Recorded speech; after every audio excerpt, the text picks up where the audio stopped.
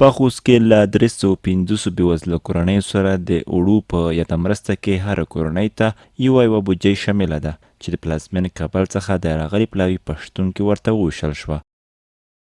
زموږ ریاست دا توضیح کوي دا د وزیر صاحب په هدایت باندې چې کومک سوی و د قزاقستان هیواد لخوا دا تقریبا 6,000 ټنه وه چې بیا موږ و ټولو ولایاتو د درجه بندي کړه. په دې کې د خوست ولایت هم راځي. نو که اگر چې دغه وړه وه وړه چونکې ژر خرابېږي د دې په خاطر باندې چې خدای نخواسته خراب نشي نو موږ به خپلو ټولو ریاستو ته په ټول افغانستان کې 40 ولایتو ریاستو ته ویل چې دا باید توزیع شي. بلخوا هغه کورنۍ چې یاده مرسته ورته وویشل شوه د همکارۍ هرکلی کوي خو په راتلونکي کې د نورو مرستو غوښتنه هم کوي. خدای دې خوشحاله کړي، الله دې کامیاب کړي، الله دې مغې دنیا ښه چې هر څوک دا کومک کوي په خدای دې کومک ورسره وکړي. موږ سره چې دوی کومک دې ځلې په خدای کومک کړي، آخرت ښه یې وکړي.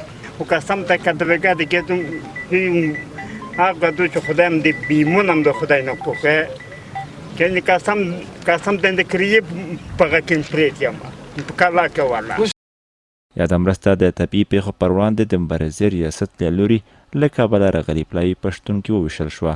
د پلاوي په وینا وزارت هڅه کوي چې نه یوازې له طبیعي پیښو څخه متضررو کورنیو سره د خوراکي توکو په برخه کې مرسته وکړي بلکې هڅه کوي چې د سرپناه په برخه کې هم همکارۍ وکړي.